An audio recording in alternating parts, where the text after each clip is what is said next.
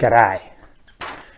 Welcome to another video about verbs in Australian languages. I am Jakaru Turu, and on this channel I focus on Australian Aboriginal languages. And if you haven't seen my previous video about verbs, you should. Yes. So here I am following McGregor 2002.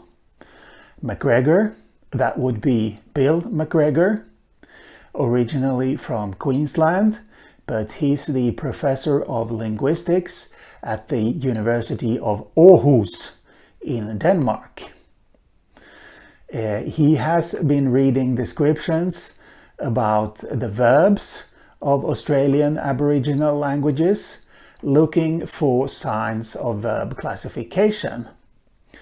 And what he has found is that verb classification is present in many languages in the northern and northwestern part of the country and continent. Australia is both a country and a continent. And what this illustrates, here we have examples of verb roots from 4 different Pama-Nyungan languages, representing 4 different subgroups of the language family. What this illustrates is that these verbs are used as verb class markers / IVs in verb classifying languages. What do I mean when I say that these verbs are used as verb class markers? Well, you see, verb classifying languages have both complex and simple verbs. How many of each varies.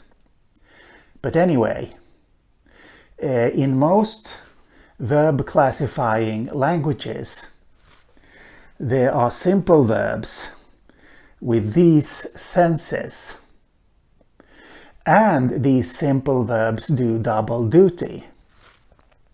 So they are both simple verbs, but they also mark a verb class each, so they are IVs within the complex verb construction. So it's not only the idea that verb classification is a good thing that has spread in northern and northwestern Australia. Actually, the class markers have spread as well, and what categories they mark. And as we can see here, there are even great similarities in the verb roots. What verb roots we find. Now, those that are red here, they only occur in the complex verb construction in those languages. This is a questionable form, according to McGregor, hence the question mark. In this language, which is Nyangumara, these verbs that are blue are in fact not class markers / IVs. They are only simple verbs. So, but many of the categories are the same, and many of the verb roots. So these 4 languages, perhaps I should explain these abbreviations. Let's see here, I haven't memorized them. So WRL is Walberi, which is a Ngargik language spoken in the center of Australia, west and north of Alice Springs, in the southern part of Australia's Northern Territory. And then we have WLJ, which is Walmajari, spoken in the Kimberleys in northernmost Western Australia. This Walbiri is one of Australia's biggest indigenous languages with around 3,000 speakers. This one is spoken by a few hundred these days. And then we have this one, Wankajunga, also known as Madawanga, which is a Western Desert variety, spoken in different places in Australia's Western Desert, which is truly a huge area. By around 1,000 speakers. And interestingly, these two languages meet at Fitzroy Crossing in the Kimberleys. This is a relatively new dialect. Wankajunga it developed over the 20th century when speakers of 4 different traditional Western Desert dialects had been settled in the same community. So anyway, around 1,000 speakers. Here we have Nyangomada, which belongs to the Marngo subgroup. Let's see, yes. This had around 1,000 speakers in 1975, this language. It is spoken south of the Kimberleys, southwest, in and around the towns of Broome, Port Hedland and Pijadanga. Now, unfortunately for Nyangomada, the towns of Broome and Port Hedland are dominated by English, and as a result the number of speakers has been dropping slowly but steadily ever since the 1970s. So now they are down to around a couple of hundred speakers. And I have heard that young people usually don't speak Nyangomada well, which is unfortunate, of course. But anyway, you can see that the similarities are great. So we get ma, man, ma. Karma could very well be ma with an extra added syllable. We have jari, jari, possibly ri, and jari again. And for the verb go, ya, yan, ya, ya. Ya, which of course, as I showed in my previous video, is identical to one of the verb roots used for the irregular ngara verb, to go. And for carry we have ka, kany, ka, ka. There are certain differences, of course.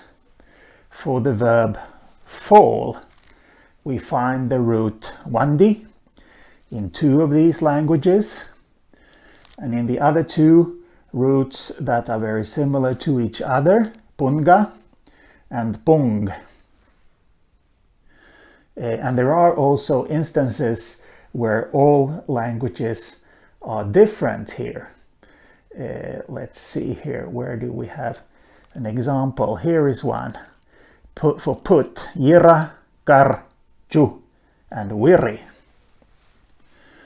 But the similarities are great. And what I thought I'd do now is I'm going to delete the middle columns and put corresponding verb roots from 2 non-Pama-Nyungan languages from Australia's top end in here instead, so that we can compare and see if there are similarities between verb classifying Pama-Nyungan and verb classifying non-Pama-Nyungan languages. So, be right back. And I'm back.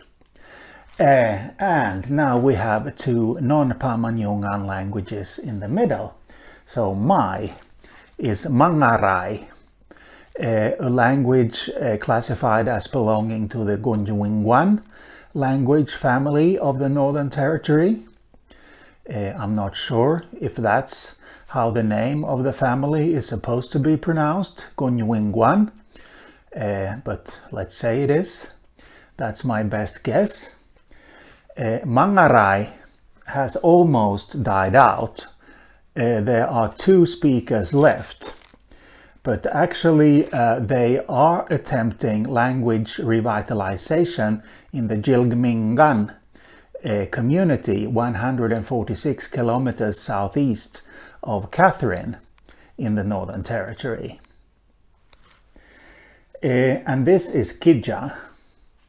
Kidja belonging to the Jargan language family and also spoken in the Kimberleys by around 100 people.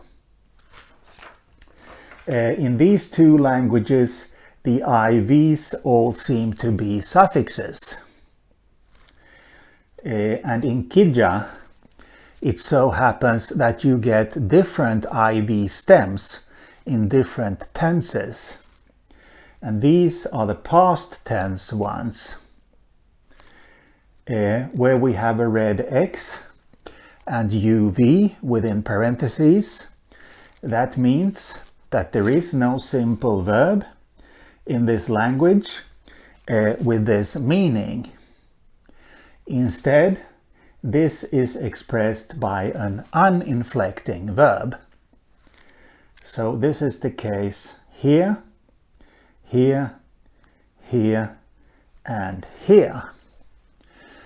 And I suppose that when we've looked at this, I could erase the two remaining Pama-Nyungan languages from the board and write down IVs in two other non-Pama-Nyungan languages.